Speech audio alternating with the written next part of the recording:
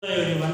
Today we shall start a new topic for the grade 4, that is coastal plains and islands. In our previous classes we have discussed about the many parts of our nation. Basically before when we are going to start our syllabus, I have informed you about that. In this class, especially for our first semester for the 4th grade, we are going to discuss in detail about the map of our nation. Previous we have discussed about the Himalayan ranges, next north fertile plains and south fertile plains. Now we are going to discuss about the very important part of our nation, which is mentioned in our globe or which is mentioned in our map, which stands very different from other all parts of our nation. Because in our previous classes we have discussed about the landforms which are located or situated in our nation. The Himalayan ranges, the north fertile plains, the southern plateau. These are the landforms. These are the land surface which is located in our nation. We have discussed the geographical matters and we have discussed the weather, climate, peoples, agriculture and economy of those concerned areas. Now we are here to discuss about the peninsula part of our nation. See, when we have started to discuss about the map of our nation, I have said you that southernmost part of our India is peninsula in shape. It is rectangular in shape. Why? Because the three sides it is covered by the water bodies. It is covered by the Indian Ocean, Arabian Sea and Bay of Bengal. The place which is located or which is formed very near or besides to the water bodies is known as coastal plains. The term coastal plains can be defined as the place which is located very near to the water bodies. The bed of sea or a bed of ocean is known as coastal plain.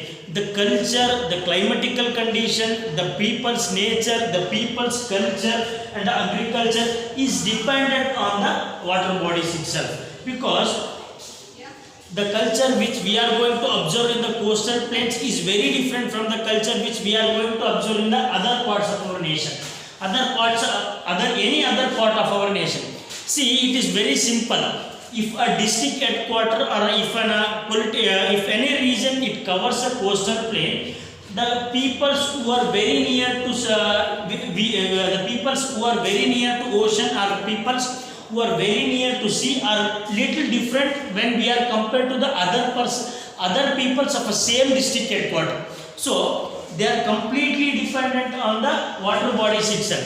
If they might be an agriculturist peoples, but they dependent on the water bodies or oceans for their agriculture. Fishery becomes a very major occupation of a people who are going to lead their life in the coastal belt. So it is very important to discuss about the coastal plains and islands. Why? Because most part of our nation, complete southern part of our nation is bounded with the coastal plains. The north part of our nation is covered by the boundary of a land space with the many neighboring countries, but the southern part of our nation is covered by the water bodies. The three major water bodies are Indian Ocean, Arabian Sea and Bay of Bengal. These are the major water bodies which are bounded our peninsular India, the peninsula shape of India. Why? Because it is very important to discuss about the coastal plains and it is very important to learn about the coastal plain. Why? Because it plays a very important role in the economy of our India and the agriculture system of our India, and even cultural diversity is very much when we compare to the other place of our nation. So the land space of this coastal line is, it starts from Gulf of Kutch to Kanyakumari. It starts from Gujarat to Kerala, and the distance, it stretches about 7,000 kilometers. The total land space, the length of coastal plains in our nation, the length of coastal plains in India is nearly about 7,000 kilometers. It is very important point. The total length of coastal plains in our India is 7,000 kilometers. We have divided our coastal lines on the basis of their category on the basis of water bodies, on the basis of states, on the basis of different criteria, we are going to divide the coastal plains into the two important. The two important divisions are divided on the basis of their land structure, on the basis of their culture, on the basis of their water bodies. Even we have divided the coastal plains on the basis of a direction where they have situated according to our map or according to our compass. So we have divided the coastal plains into two important regions, that is western coastal plain and eastern coastal plain. We have divided our coastal plains, I mean the length of a coastal plains all over the India is about 7,000 kilometers. 7,000 kilometer length. We have divided the coastal plains of India into two varieties, that is western coastal plains and eastern coastal plains. Today in this class we shall discuss in detail about the first part, that is western coastal plains, which is mentioned in your textbook.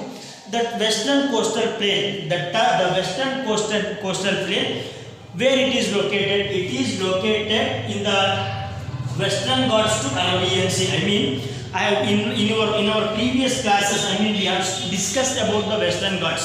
Western Ghats is stretched throughout our nation. I mean, it is stretched throughout the southern part of our nation and also northern part of our nation. So, the coastal plains are started at the starting part of Western Ghats, and it ends at the Arabian Sea. Complete western coastal plains stretches from Western Ghats, I mean from the starting part of Western Ghats and the end or decline at the part of Arabian Sea.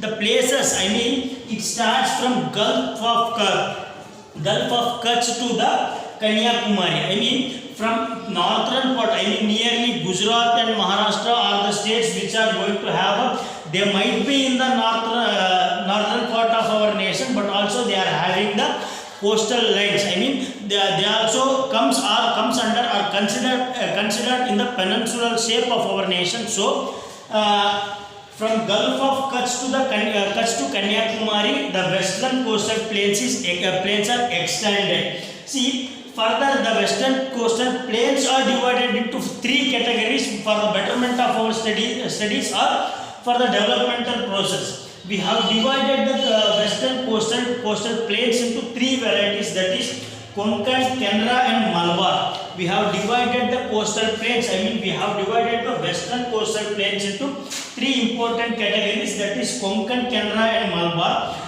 The Konkan western plains passes through the Gujarat, Maharashtra and Goa. These are the three states by which the Konkan coastal plains passes through. Next, Kanra, I think you are very familiar with the Kanra coastal plains. Why? Because it is passes through or it is located in our state only. I mean, the coastal plain which is located in Karnataka, the coastal plains which comes in the Karnataka, the coastal plains of Karnataka is known as Kanra coastal plain. Next, Malabar, the coastal plain which is located in the Kerala state, complete Kerala state is completely bonded with the coastal plains itself. When we are going to see about our Karnataka, some part of Karnataka, only a little bit part of nearly 5 or 6 districts of our states comes in the coastal belt, and rather than those districts we are come from the North Fertile Plains itself. But the state Kerala is completely covered by the coastal plains itself. Some districts of Kerala are not touched or they are not comes under the coastal plains. See, in the same way, the coastal plains of Karnataka, the well-known Karavali of Karnataka is known as Kanra coastal plain, and the coastal belt or coastal plain which is located in the Kerala is known as Malabar coastal plain. And further, see, when we are going to discuss about the coastal plains of our nation, coastal plains of our state or coastal plains of any other state, I mean the coastal plains means a place which is very near or bed of oceans or seas.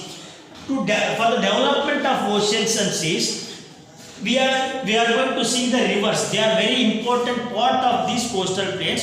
See, the rivers, wherever they are going to take birth, ultimately they should join the ocean or sea. So, many rivers on the coastal plains itself, we are going to see the many rivers which they are eagerly coming to join the ocean or sea. In the same way, the river Taputi, Narmada, Mandovi and Juari, many other rivers are we are going to see in the coastal plains. This is all about the western coastal plains, and in the western coastal plains itself we are going to see the Sundarban forest and many other things. In our next class we shall discuss about all those things, forest areas and some other important parts of the western coastal plains, and we shall move on to the next topic, that is eastern coastal plains in our next class. This is all about the first part of fifth lesson, that is coastal plains and islands. Thank you one and all.